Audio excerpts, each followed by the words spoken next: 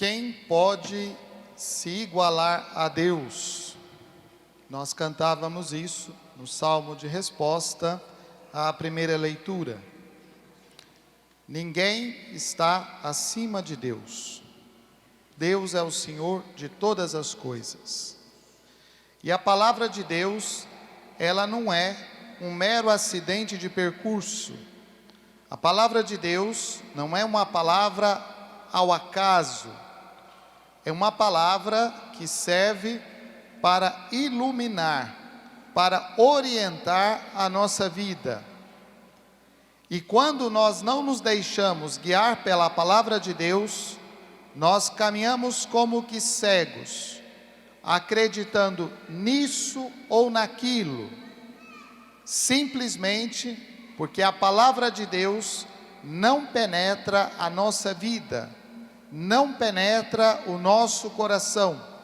E se esta palavra não nos ilumina, nós não enxergamos a realidade. Nós podemos caminhar numa direção ou noutra, apenas como pessoas cegas que não enxergam a verdade.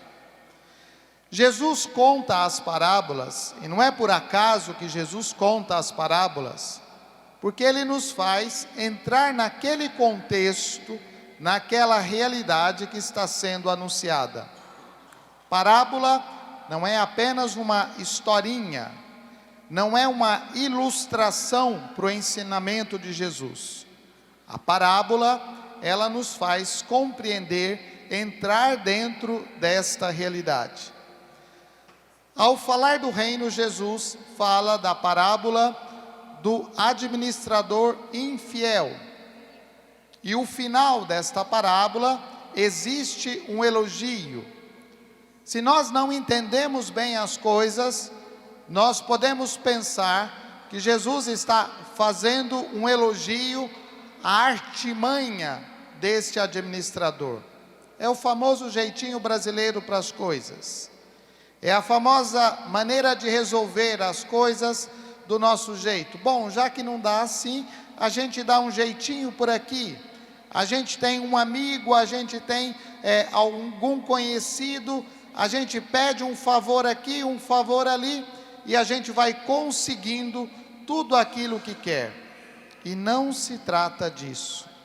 A parábola do administrador infiel, ela nos coloca diante de uma realidade muito séria.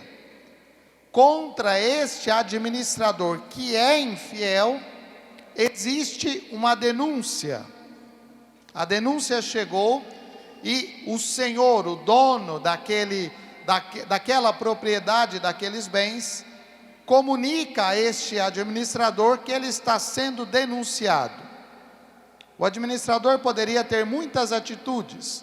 Por exemplo, eu não sei do que se trata, eu nunca ouvi falar sobre isso, eu não sei, eu não conheço, eu não participei deste acontecimento.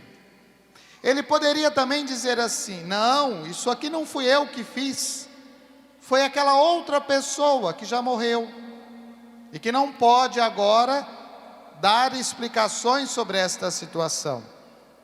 Ele poderia proclamar a sua justiça, a sua honestidade, ele poderia falar tudo de muitas maneiras, mas ele tem uma atitude que é de verdadeira escuta, que é a atitude da conversão, da mudança de vida, uma atitude que reflete que ele realmente assumiu a sua culpa, e diante desta culpa assumida, ele agora tem uma proposta de mudança, de vida nova.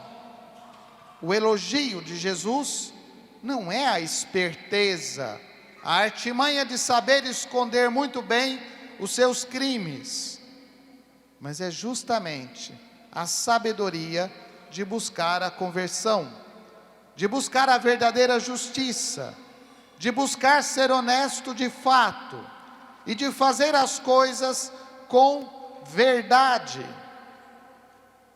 Quando Jesus fala esta parábola, isso incomoda, porque incomoda a todos nós, que certamente todos nós diante desta administração podemos nos reconhecer aqui, nós não precisamos ficar procurando culpados aqui ou ali.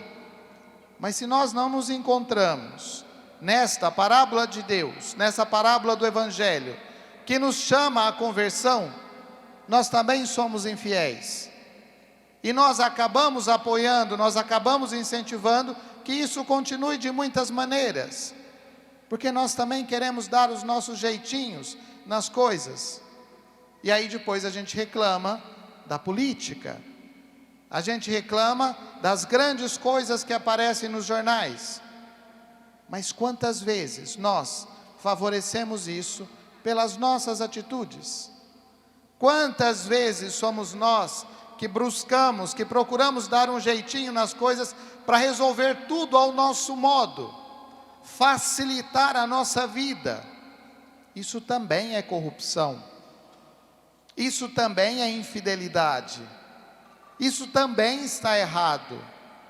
Então não adianta querer uma sociedade justa, se às vezes a injustiça, ela está na parte mais baixa.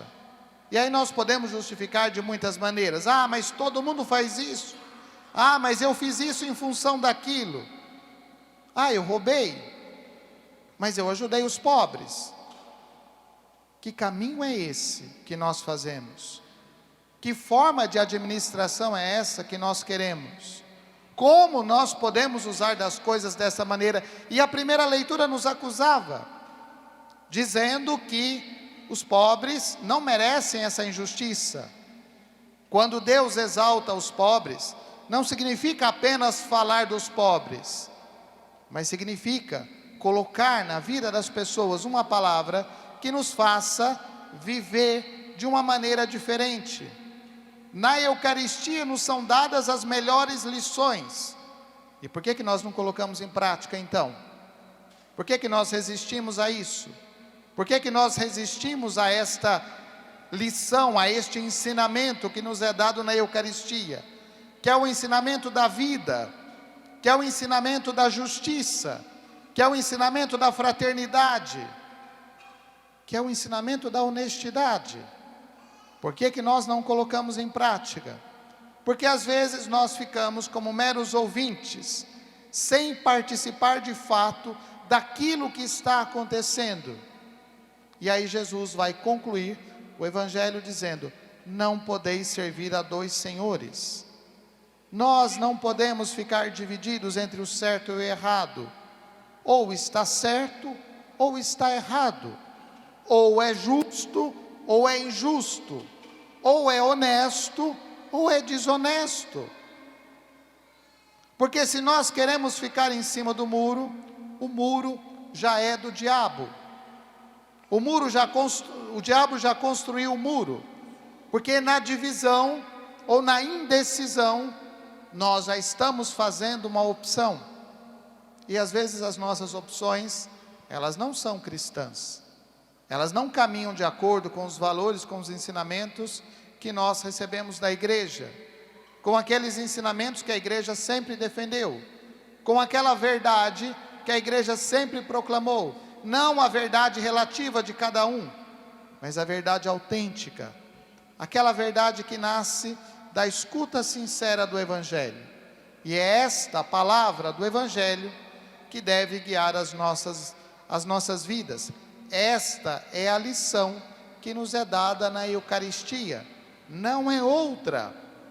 A palavra e a Eucaristia se unificam, elas se fundem e nos alimentam, nos ensinam como nós estamos vivendo a nossa vida, na infidelidade ou na fidelidade a Deus.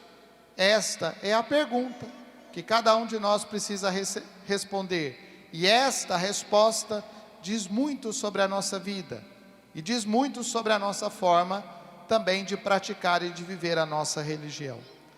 Louvado seja nosso Senhor Jesus Cristo.